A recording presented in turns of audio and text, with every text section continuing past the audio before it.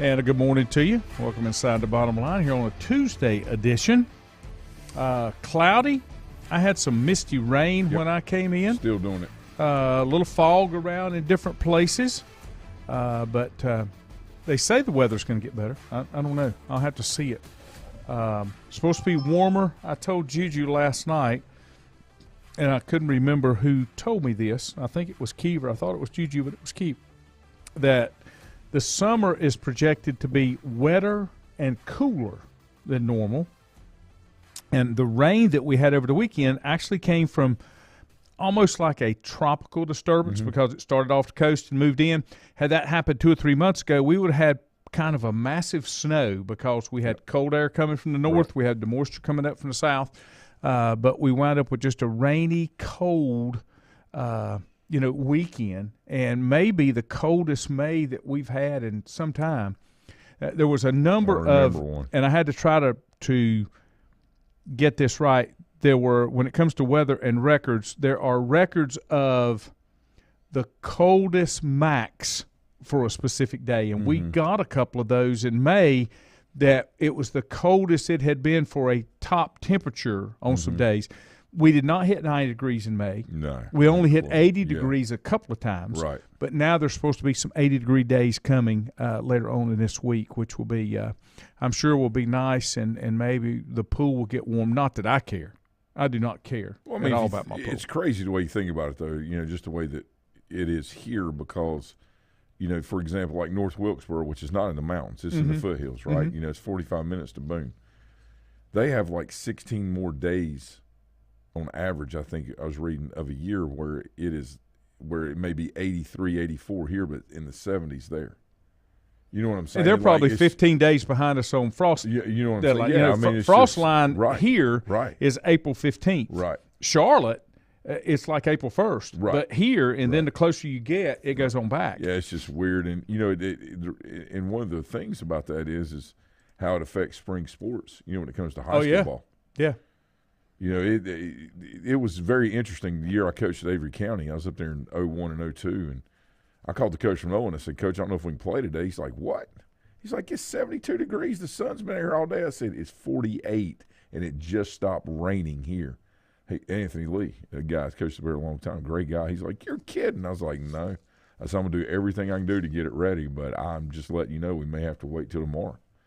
He's like, that's incredible. I was like, yeah, it's – and, of course, I sent you the picture, I think, of 45. Avery it's just County, a different world, man. Avery County's like Watauga County. If you don't like the weather, wait 15 minutes because there are times of the year that you can experience all 4 seasons in the same day. Right. I mean, because it's just wild and weird up there. I told the story one time before. I was working in Charlotte, I think, at this time, which had been mid-'80s. It had been 90s. Mid-upper 90s, no rain forever. I took a day's vacation, went to the mountains to play golf. Went to Boone, couldn't get on, went up to what used to be at Seven Devils, back when it was Seven Devils, not Ski Hawks. It used to be called Hanging Rock, was the golf course. Now it's gone. Yeah. But went up there to play golf and had not seen rain in a month and got run off the golf course 3 times because if you've ever been to Seven Devils, it's kind of like in a little valley up there, and these little thunderstorms would roll in and roll you out of the golf course. Wound up after 9 holes getting a rain check because it just wasn't any fun to keep trying to come back and try to play. It's crazy. Laney, just having been up there and, experienced what you're talking about, there's 2 mountains up there that actually create their own weather. In that area. Now, Mount Mitchell obviously does, because it's so much higher. But Grandfather Mountain and Beach Mountain actually, in some instances in the winter and the summer, create their own weather because of their elevation and just, whatever. But it was interesting. We had some kids that, attended, like half of Beach Mountain is in Watauga County, the other half is in Avery, okay? So we had some kids that lived up on Beach. It'd take them like an hour to get to the high school. But anyway, they played sports or whatever, and they came to school one morning, and it was in April, and they got there at like 9:30. Normally these kids are 8 o'clock. I mean, they're, on it. They get up, they, whatever. Guys, what's going on? He said, Coach, we had 3 inches of snow last night. Yeah. I'm like, what? I'm like, no way. He's like, yeah. And the sides of the mountains for Beach Mountain County are different. towards the Tennessee side, it's different weather because where it comes in than what the Boone side or down here side. Man, the northern exposure, northwest and north, it's just a different world, and it does, like Lee's McRae with their sports. You know, they don't have baseball up there. So it's too cold baseball. They got softball, right? But anyway, Addie Eichert played up there a couple years. You know, she could tell you. It seemed like somebody else is going up there from this area. That's just really interesting how those things played. See, I always we had our cabin was in Fosco. It's a great spot. Yeah, but I always wanted to either be on Sugar or Beach because it's real winter up there. You 10 months out of the year. Yeah. I mean, it's. Hey, we were up there this weekend. It's 40. I take a picture. It's 45 degrees at like 8:15 in the morning on Sunday morning. Yeah. It's crazy. Chad said we're coming in loud and clear from Maggie Valley. He might be up there playing a little golf in Maggie Valley. It's a great place to Visiting the Wee today. Oh, sweet. Good deal. What's the Wee? Cullowhee. Cullowhee. Yeah. Okay. Fantastic. Milton said Colorado Springs is another place for screwy weather. Anywhere in the Colorado mountains. Holy cow, dude. Or I'm sure. No, you're right. Richie, good morning as well. Milton, Chad, thanks for joining in. But I always, when I was in college and would ski, I would take the extra time and go to Beach versus Sugar. Yeah. Because you could take one lift and have multiple slopes that you could come down. Right. Sugar was a little bit different. It was a little harder to get the upper part of the mountain, and then the upper part of the mountain was not an easy place to ski. I always liked Beach. Very seldom would I go to Appalachian because it was just straight down a hill. But Beach had different trails and stuff that you could go on. I just really liked Beach. You get some experience on you. You know, Beach and Sugar are, really good places. App's got the hill, and that's a good place for you to and go. I liked Seven Devils when it was still open. Yeah, and I got to tell you, it's a shame that the golf course still isn't up there. Yeah, I enjoyed it. Because of the way things are today. I saw an article. I was reading a basketball article that I'd saved from high school. It was my sophomore year, 1987. Going into 88, it was December of 87, and it was talking about how warm it was. And there was no snow yet up at Hawk's Nest. And they showed the ski resort, and they were trying to make it, and there was one patch that ran, and that was it. Of course, the next year, I think they had like a record winter. What year was that? That was 87, 88. Yeah. But it was just, not that things were getting warmer. I'm not saying that. What I'm saying is just one of those weird years where they just didn't get any snow before Christmas. And then I think they had a couple good ones after that. But it was just really cool because now – where it's a real old picture, right? It's been, over the years, right? It's not really been taken care of that well, just folded up, whatever. But now it's where the tubing is, right? So you can kind of make out where the tube part of it is. Richie said he liked skiing. Hawk's Nest I did too. Hawk's Nest was a neat little secret that a lot of people didn't go to. And it was didn't have really long slopes, but it was usually in pretty decent shape. Yeah. I enjoyed going to Hawk's Nest as well. I've told this story too. It was 1980 Lake Placid Olympics were up in New York. They had no snow. And, of course, they were making a big deal out of it at Appalachian. Yeah. They had one of the Cherokee Indians come to Seven Devils and do a snow dance. Got like 16 inches of fresh powder. They couldn't even get on the slopes to groom it, so it was like skiing out west. Right. And nobody around here could do it because you ski North Carolina, you're skiing ice. Yeah. I mean, you're packed ice is what you're skiing here. You're not skiing like you do out in Colorado. Milton said out in Colorado Springs it could be 80 one day and 12 degrees the next. And, it's very interesting I'm place. Sure it could. I'm sure it could. Richie also mentioned something. We'll get into this a little bit. He said, I know we're about to start the College World Series. Thought I'd throw out something I saw last night. Wake is the #1 seed in the ACC tournament. Yeah. It was the first time since the ACC switched the current format in 16 that the #1 seed made it to the semifinals. Yeah. Yeah. Now, Clemson is another one they're ranked #4 nationally going into that. We talked about last night. SEC got 10 teams into the regionals out of 64. Yeah. ACC got 8 out of that. So 18 teams from those two. Juju was talking, and we had Wilson Boyd on last night as well. Not a lot of Pac-12 or West Coast teams. It was unusual not to see Southern Cal, UCLA that did not make it into baseball. I think there were only 5 teams from the Pac-12 were. Well, selected. what's happened is, and I was talking to my brothers about this the other day. We were just talking about how the portal works, and there's kids jumping around, and basically now it's just there's not a lot of recruiting going on with Division I programs from high school kids or 2 high school kids. I mean, there is some, and if you're really really good, they're gonna like Braxton, Fred T. Ford, Josh Swink, that kind of thing. But it's just, basically what they're doing is they're going to watch these kids play in the summer or looking at the fall or looking at the spring they had and then putting word out, hey, we want you to come here. So kids will jump from, like a Spartanburg or USC upstate to a USC, not Gamecocks. South Carolina. Yeah, Gamecocks. Chicken country. Right. Yeah, and it's unfortunate because you're really not recruiting and building anything. So the championships you're winning are more like an accumulation of players. And so there's just not a whole lot of substance to that. They're playing within the rules. Nobody's doing anything that's not being created from the lack of oversight or the lack of, being able to look forward into the future and see this happening for the appeasement of people's feelings. But this is a mess. And people talk about, this team's doing this and they won this championship. Well, my question is, how many of those players did they recruit? How much did they build it? And therefore, is it a valid championship? Yeah, because, they played within the rules, but is there really any substance to it? And the answer is no. Right. Therefore, if there's no substance to things, Laney, people aren't going to buy into it.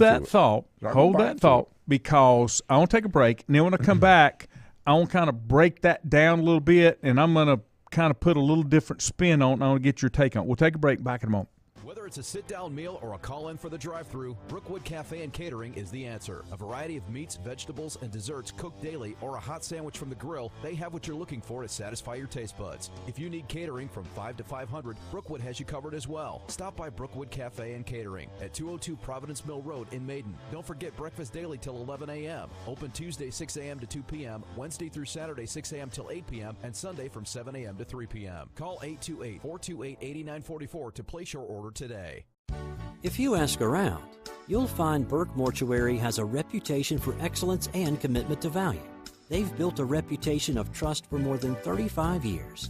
Burke Mortuary is proud to offer personal attention, meaningful tributes, and the area's most affordable prices. They're also proud to offer you beautiful, state-of-the-art facilities. It's the perfect place to honor your loved one. So when choosing a funeral home, the choice is easy. Choose Burke Mortuary with locations in Maiden and Newton.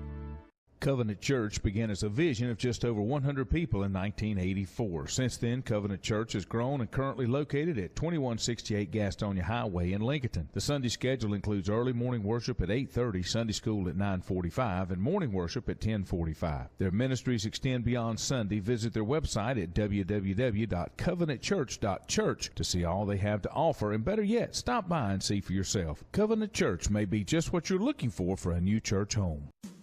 First Federal Savings Bank has been serving Lincoln County since 1940. And as it has been from the beginning, customer service is a priority to First Federal Savings Bank. They want to get to know you by name. First Federal Savings Bank has the convenience, the products, and the services that the larger banks have, but with hometown people that you see throughout your community. Stop in and visit one of their 4 convenient locations and see what First Federal Savings Bank has to offer you. Member FDIC, an equal housing lender. Untangling your headphones, finding the right remote, saying goodbye to your favorite shirt that hasn't fit in 10 years. Why are simple things sometimes so complicated? Thankfully, with Auto Owners, insurance doesn't have to be one of them. Auto Owners works with independent agents who live in your community and answer when you call, so you can worry about more important things, like finding a new favorite shirt. That's simple human sense. Call Mooney Insurance in Maiden or East Lincoln Insurance in Denver, or visit mooneyinsurance.com. Stifel Nicholas now has an office in your community. Stifel Nicholas is a full-service organization offering a wide range of investment vehicles and services. These include money market funds, CDs, stocks, bonds, mutual funds, annuities, retirement plans, and managed accounts, to name a few. Our financial advisors will sit down with you and help you tailor an investment plan, explaining strategies and investments which may help you achieve your personal goals. Call 4 Rembert today at 828-624-7300. Stifel Nicholas, member SIPC, and the New York Stock Exchange.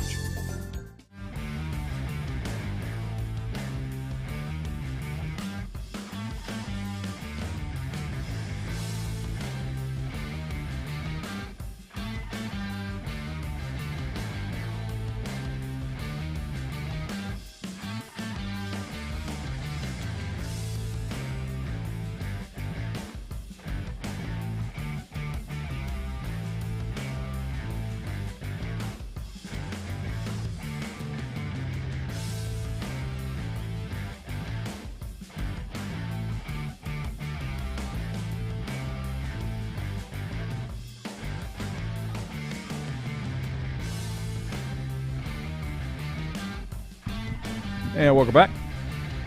Glad to have you here. All right. I promised you that we would go somewhere on our topic we were talking about. Let me catch a couple comments here. Richie said ACC probably would have gotten 9 in if Notre Dame hadn't gone 0-2 in pool play. Great point. Great point.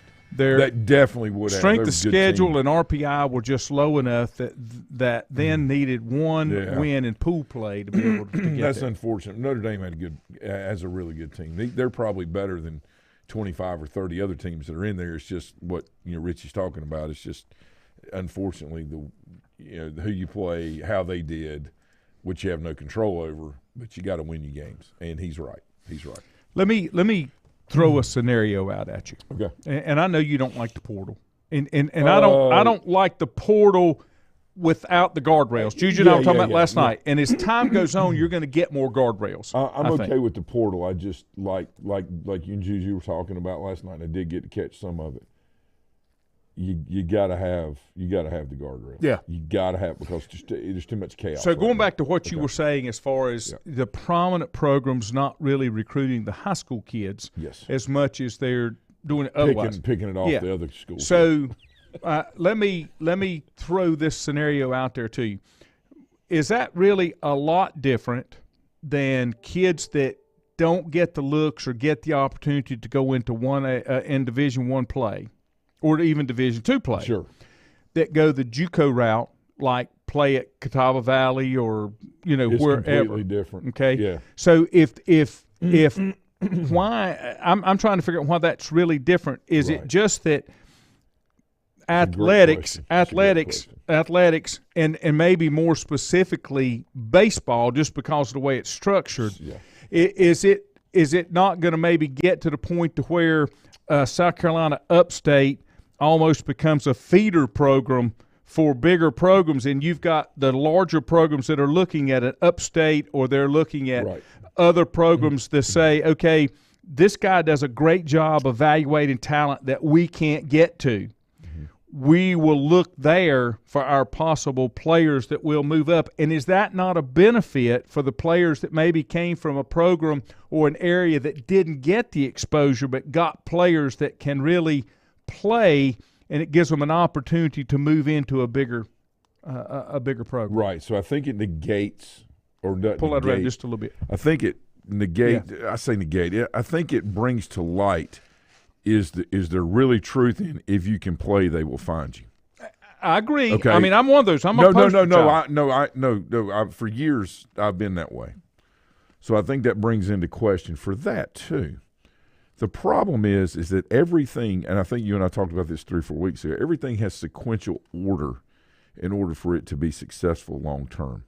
You have to go through steps and stages, and if you don't obtain one of those stages, doesn't mean you don't go to the next one, but you'll revert back and finish it before you go to the next. Right. It's no different in business or in sports. It's life, okay?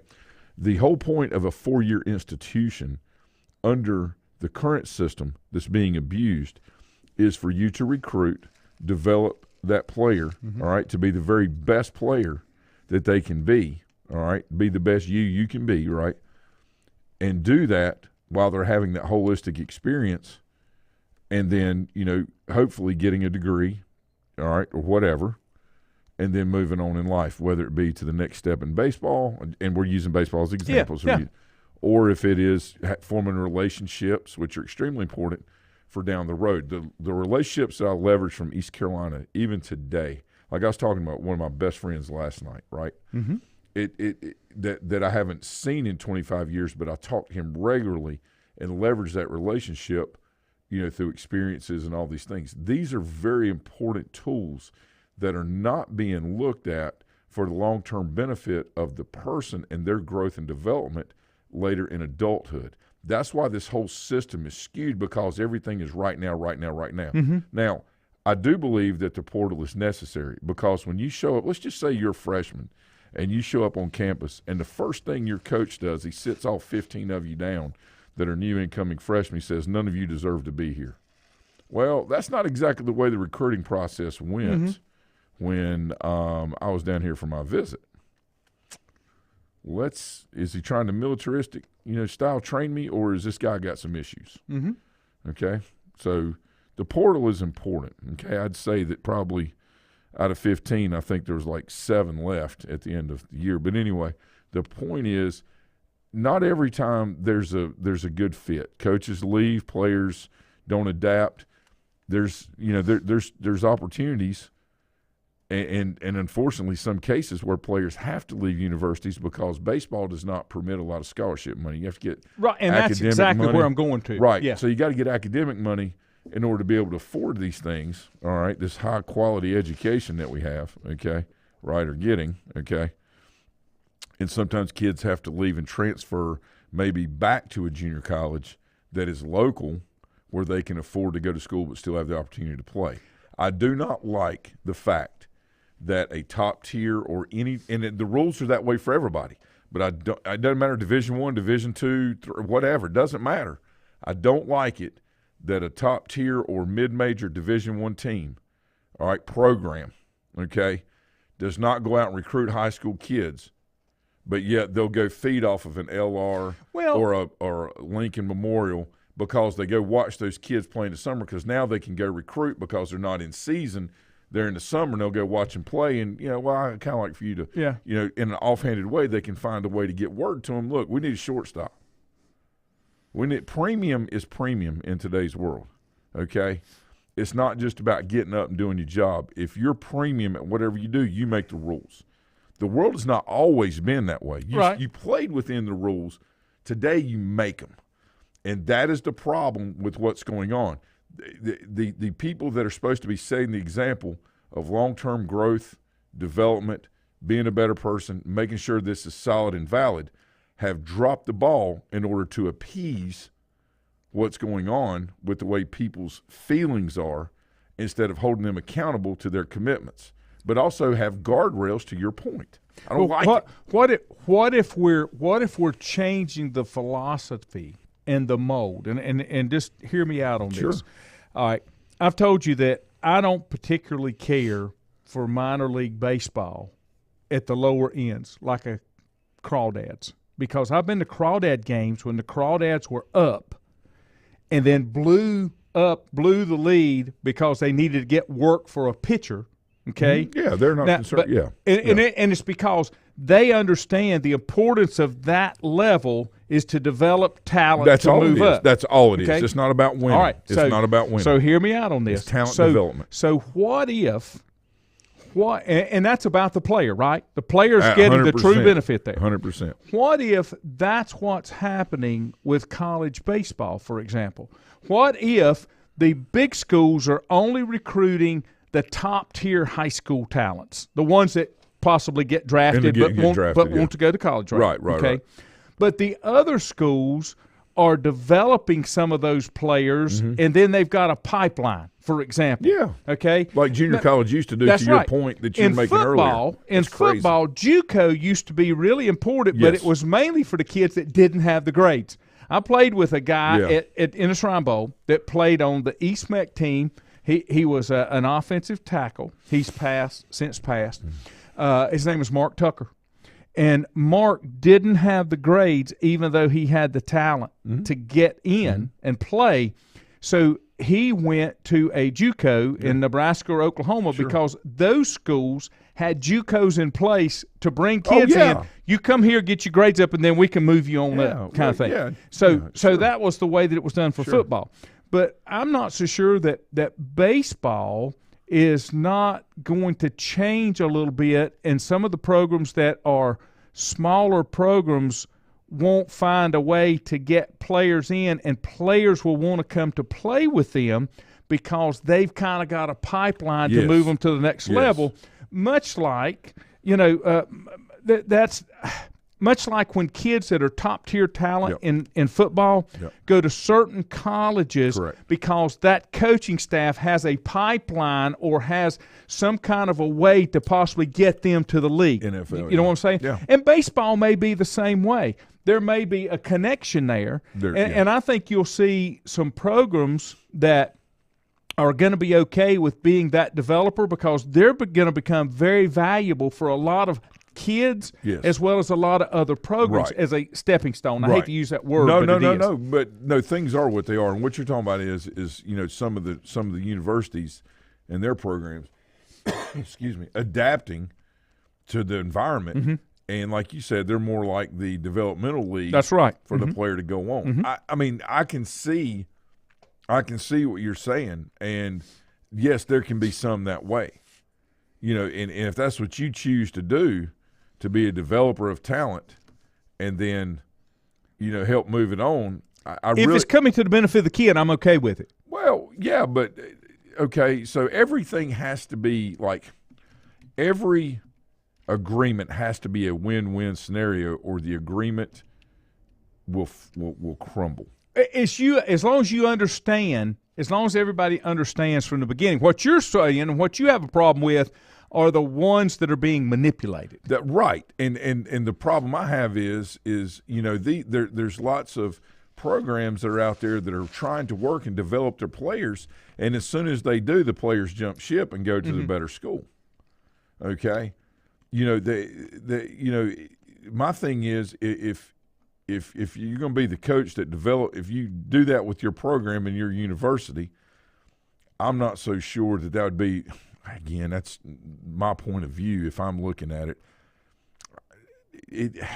I'm not trying to justify anything. I'm just trying. It's really good what you're bringing up because it opens up. There's another side to it as long as everybody understands where they're at. Well, at some point, are the larger schools going to funnel money to the coach that's doing this at the other school to be able to use them as a pipeline? Can we say that doesn't happen in junior college and Division I football with some of these great JUCOs that pump players to these teams? It happens with these schools that are nothing but athletic factories. No. I'm not accusing. Oak Hill. Again, I'm not accusing by anything. Well, that's the whole purpose of Oak Hill and IMG is to get kids to the next level, to the pro level, right? Yeah. That's the whole idea, and that's fine because that's transparent and we all know what it is.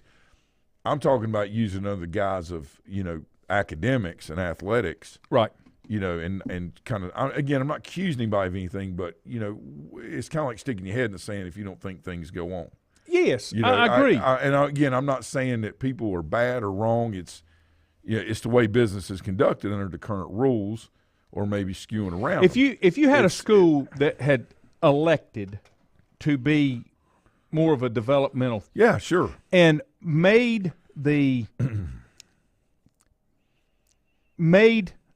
clear to the kids that they recruited, here's what we do. For example, we're working for championships, but if we develop you and a bigger program sees you and wants you to come play for them, we're okay with that. Okay? Even though it robs us a little bit because it's to the benefit of the kid.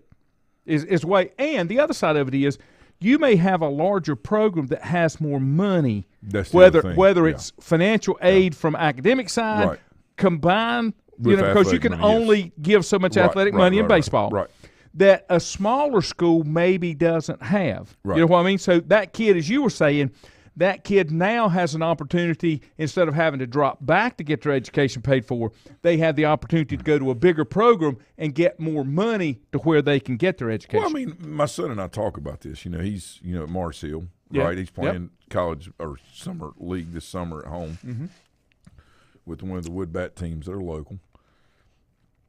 And he's got a couple of kids off his team that have entered the portal that were regular players. One of them has chosen to go back to a junior college. Don't know why. There's a kid that played a lot. There may be, for what, it doesn't matter. Right. It's their business. They have their own reasons. Right. But he's like, Dad, I don't understand. I said, now listen, sometimes people have to move, and do other things, either because it's closer to home or there may be a financial situation, things like that. I said, so don't always think that because somebody's in the portal and moving is because they're trying to, get way up here real quick. Everybody has different reasons. And, we kind of all tend to, and we're all guilty of this just because, it's just what we do, just through assimilation. If it looks like this, walks like this, talks like this, then it's probably this. Well, most of the time, yes, but sometimes no.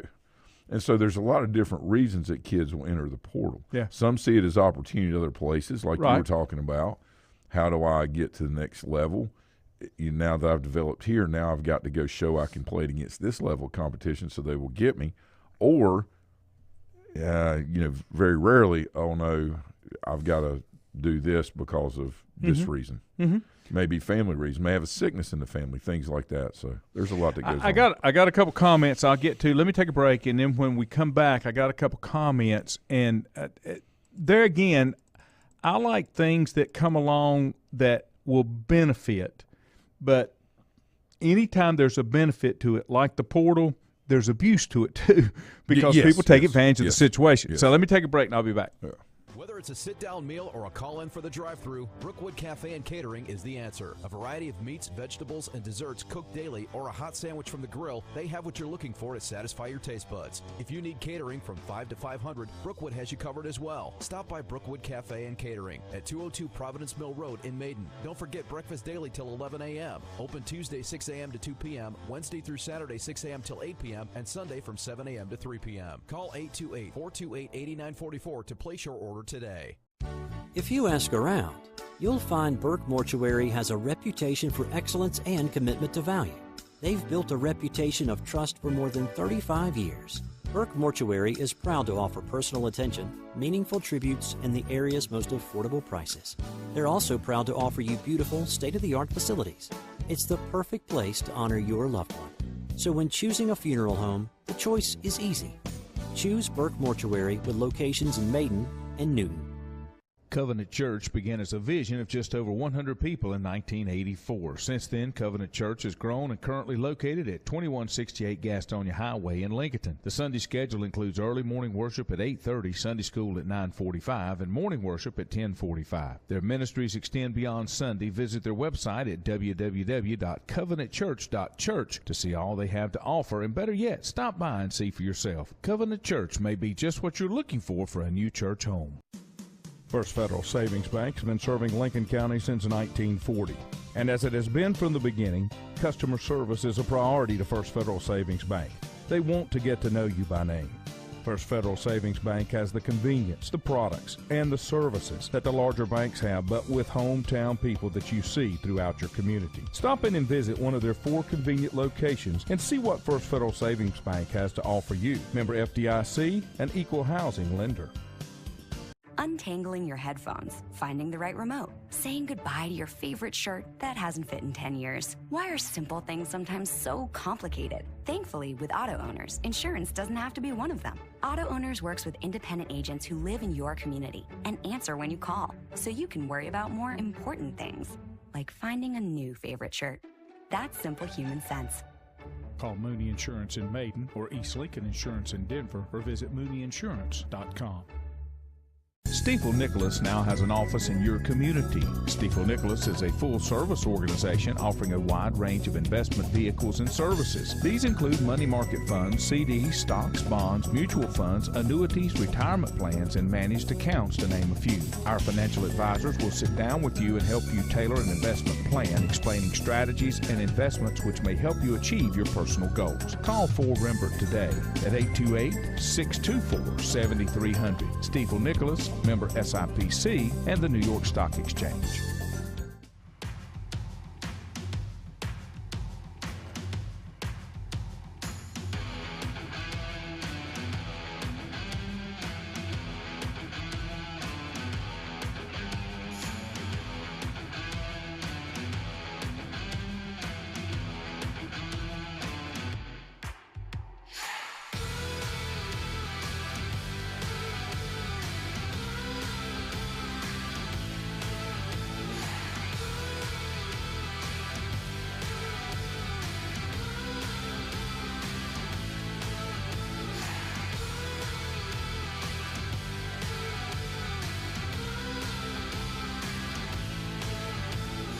Back in the bottom line. We're getting deep this morning. I like it when we get deep, talking about things. I'm going to give you a couple examples, and Juju's the one that knows this better than I do, but I'm a couple of comments come in. I told you I'd give you those. Wilson said, if you can play, they will find you, and so true what you were talking about with the athletes. Richie said, great point. Look at LR, what their men's lacrosse team did. He said, with the way they played this year, who's to say that these players won't be recruited to the next level? Yeah. Well, one of the things was there were some Division I players that got in the portal that came down. Right. And Milton said minor league and college baseball. Well, here's the thing. The minor league is starting to condense. There's not as many minor league teams, and they're doing things. So is that becoming what college baseball does? And then Wilson also said that's what NIL is going to do. NIL will never fund anything but the major sports, football and basketball, on the top level. You're not going to get that NIL money all the way down. Now, let me give you an example here of what I think is I won't say misappropriation, but a way that was not used appropriately, okay? Appalachia. Lenore Ryan played West Florida in the semifinals, and I think it was maybe back in 19. But West Florida came into LR, and West Florida, two things that hurt. West Florida is a public school, like 25,000 students, but they were Division II. Okay? And I don't know if it was a majority, but a good portion of that roster were Division I's that didn't make it. Second chance players. Yeah, absolutely. Well, that was not anything that comparable to what a Lenore Ryan or Carson Newman or anybody at that level. That's what I'm talking about. And they just kind of wiped up people in that level. Now, it was good for those kids, but it was kind of a disservice the way it worked because those kids got a second chance, you know? But I didn't like that because of the way it works. So there are benefits to this, as I'm trying to point out that people need to know how they're recruiting and what this program's doing and how they're doing it.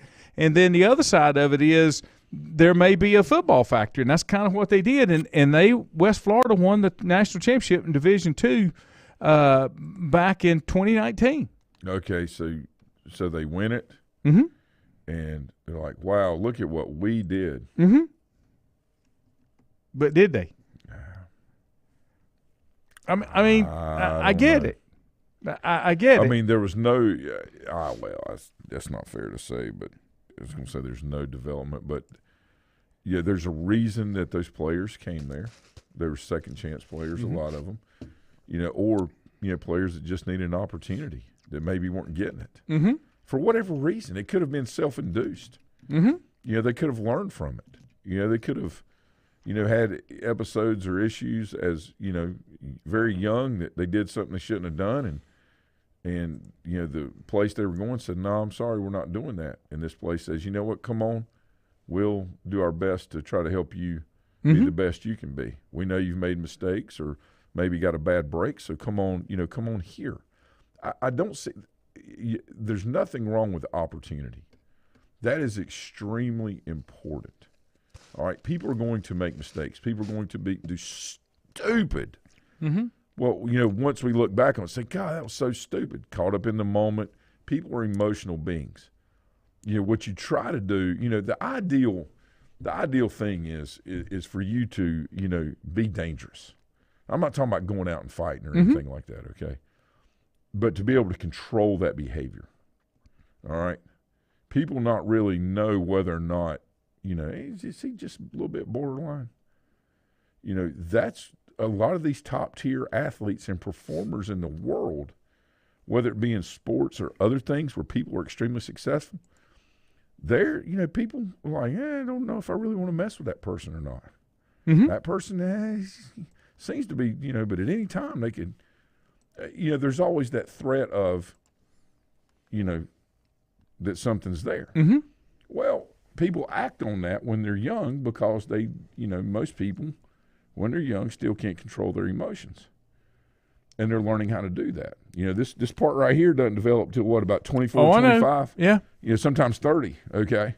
So they need opportunities when they make the mistakes as long as they've learned from it and don't repeat it. Once a mistake, twice a habit. That's what this program apparently has done. And they've, like you said, they've become. And this was an upstart. They wouldn't even have football to 16. That's what I'm talking about. Yeah. So, you kind of say, well, this is, kind of what our platform is and what we're going to do. So the success that you derive out of it is going to be pretty quick because of what you're offering. The problem is did they win it in 20? Mm-mm. Did they win it in 21? Mm-mm. Did they win it in 22? Mm-mm. Were they even close? Made the finals. Let's see. They made the. I'm not criticizing. I'm just asking. No. I'm not saying they did anything wrong. They made the finals in 17. Okay. And then they won conference titles in 21 and 22. Okay, that's great conference. Wow, whoopee. But that's great. Conference champions. They didn't duplicate what they did, but I think that was the year that they had such an influx of Division I players into that program. Yeah, and I think they did play football in no, they didn't 16. In 20. Did they play in 20? No, they did not play in 20. That's interesting. So anyway, and they may not have been able to because the other pandemic teams in the league, whatever. Yep. So, I guess it was about the quick hitter, and it's kind of like the Florida Marlins, right? Mm-hmm. Yes. So is that? I don't know if they. How many people attend Florida Marlin games? A bunch when they're really good, not many when they're not, right? Well, I mean, that's what I'm saying. Where's your fan base? They don't have one. How are people going to keep contributing to, anyway. But Richie asked a question talking about Fair State, who's the defending. Fair State is a public. There's Where are they in Wisconsin? Where are they? Michigan. Michigan, yeah. But here's the thing, Richie. Yeah. And I don't know how you do this, and it goes back high school-wise with charter and private versus public. It's different. Fair State is a medium-sized public university, has an undergraduate enrollment of just around 10,000. Right. So it's not huge, but still it's public. Mm-hmm. And it has different rules. It has different rules with academics and everything else that's involved. So you're not really comparing apples to apples. Right. It's apples and oranges. So it's hard to say, but that gives you an idea. Wilson said Clemson has NIL baseball guys. That's because they're a top-tier baseball program. But South Carolina Upstate's not. Right. You know what I'm saying? That's what I'm getting at. Yep. And Richie asked the question, did the crawdads get sold? Yes, they did. And didn't the team in Winston-Salem get sold as well? The 1A team?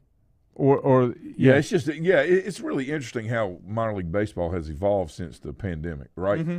So they've cut the number of rounds in the draft. All right, and they have really, really narrowed down things. And what you're seeing is more and more independent baseball opportunities opening up, like our local Honey Hunters here. There's teams all throughout North Carolina, South Carolina that aren't affiliated. That aren't affiliated. They're unaffiliated, but yet they're still sponsored in some degree by MLB as a form of. Aren't they called what's called the International League, the Honey Hunters? Yeah, they're independent. Yeah, independent league, but the whole concept of that is we can kind of offload this without the expense but still go shopping if we need to. Mm-hmm.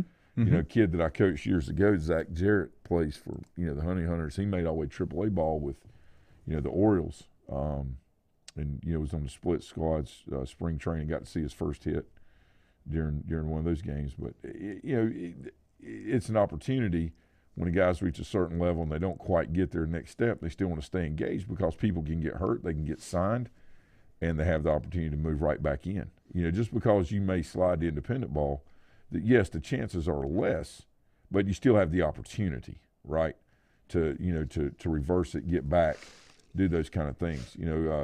Local kid, Caden O'Brien, that pitched here at Maiden, that pitched at Carolina. He works out of the lab some. He's playing this summer. Mm-hmm. He's a guy that's 90, 91, 93. That 10 years ago, bam, he's taken quick. But because of reduced draft, things have been compressed. Kids are staying longer in school. These kids that used to get drafted after junior years are staying in school and playing 5 and 6 years now. There's a little bit more developmental stuff going on in the collegiate side of things, okay, where they can see these players and they're kind of using it like a minor league system, kind of like the NBA's doing with the G League. Mm-hmm.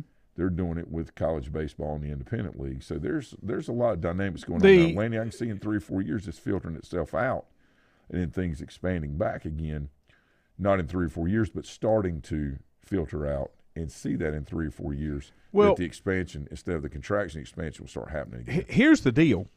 The Honey Hunters are in the Atlantic League of Professional Baseball, which is an official MLB partner league, but not associated with specific teams.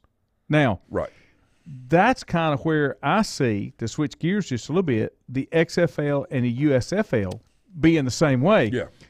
They become affiliated with the NFL, but they're not tied to teams. No. And this thing, what this says it's really good is the Atlantic League began a 3-year partnership with Major League Baseball. It's a good thing. And the Atlantic League became the league that they did the testing things like the pitch clock and all the things, because it didn't have an effect on Major League Baseball, but yet they had some control that they could implement certain things, much like the XFL and USFL. Right, with the kickoff and things like that, right? So I think there's like a Pioneer League, and then there is a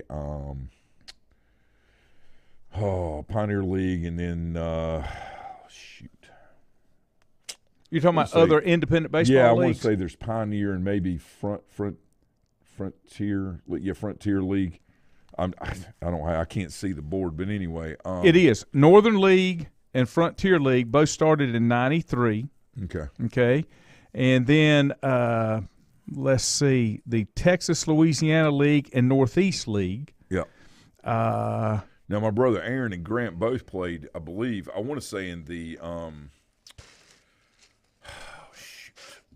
they played in the – golly. I can't remember. They played in one of the leagues out in the Midwest. But anyway, for a couple of years. And then there's currently 4 partners, okay? Yeah. That consist of 48 teams. 10 teams in the Atlantic League of Professional Baseball, which is Mid-Atlantic Southeast. The American Association of Professional Baseball, 12 teams, Midwest, Manitoba, and Texas. Okay. Frontier League has 16 teams, Mid-Atlantic, Midwest, Ontario, and Quebec. It was Frontier League. And then the Pioneer League has been around since 1939. Yeah. Has 10 teams, Northern Mountain States. Right. And then there's 3 independent leagues that are not associated directly with MLB. They're up north, I believe. United Shore Professional Baseball League in Michigan has 4 teams. Empire Professional Baseball League has 4 teams in upstate New York. And then the Pecos League, which has 16 teams, California, Kansas, Southwest, Southern Mountain States. So do you like this better than the direct minor league teams that you have? I think what's going to happen is 1A is going to go away, because it says the players that come out of these leagues kind of go if they're picked up by an MLB team, they go to AA or AAA. It's because of their age. Yeah. These are older guys, so I don't think developmental leagues go away. I think they'll be more concentrated, where you'll see them kind of like my dad did with the baseball school down in Florida. My dad played for Dick Hauser, who was ended up being the manager of the Royals for a long time, right? So Dad played for him at 19 in a league down in Florida, a developmental league. I think that you'll probably see more of that more of that happening, in lieu of just 1A ball, right? Just like you said, it's your fan base is excited. They want you to win, but your job as a, developmental league, right, which is minor league baseball, is to make sure your players develop. So if you got a kid that needs to go out and show they can do it, and you're up by 3 runs, he ends up giving up 4. Well, your fans don't like it because they want to see you win. Yeah, that doesn't change. See, this is where preparation, opportunity are meeting on the field, right? But not in the stands, because the people in the stands have a different perception. And that's what I was saying about the crawdads. That's why I think the USFL or the XFL is so engaging, just like independent baseball is. These guys are out for blood. They don't have any agendas with a club that owns them above. Only to get there. Only it's about them. Back. They it's got about to get them. back. Yeah. I've got to play as hard as I can play to get back. Mm-hmm. You used to see this in high school sports. Mm-hmm. And for the most part, I hope we still do to some degree. But what I've noticed is kids are so focused on where they're going that they're not playing at the particular moment of where their feet are touching the ground. And everything is about development. I had a parent tell me the other night, since my kids signed, they haven't hardly done anything. That's when the real work begins. You should pick up the academic side of things for your focus and determination to make sure that everything stays in order that got you to where you are, because you used to do those things to get to where you are. Why would you stop once you get there? That's called complacency. That is human nature. That is what Nick Saban talks about. That's what the great Jack Leggett, all right, talks about. He was talking, when he coached at Western, he recruited me, okay? God, if I'd gone to Western, my life may be, but anyway. Seriously, because Keith LeClaire was the first-year assistant with him there. Crazy story, but anyway. But Coach Leggett talked about those things, about the development, the growth of the player. This is what we want you to do. This is how we want you to do it. This is the plan. The attention to detail, academics during the day. As soon as you get done with your academics, it's 100% focus on baseball until you go back to study hall. That was, you see what I'm saying? Today, we don't hear a lot of that. We hear it, but not in so much the local as we used to, and the focus on things being in sequential order. They have to be, or they will crumble, because you have to have a solid foundation. That's why the pyramids don't go straight up.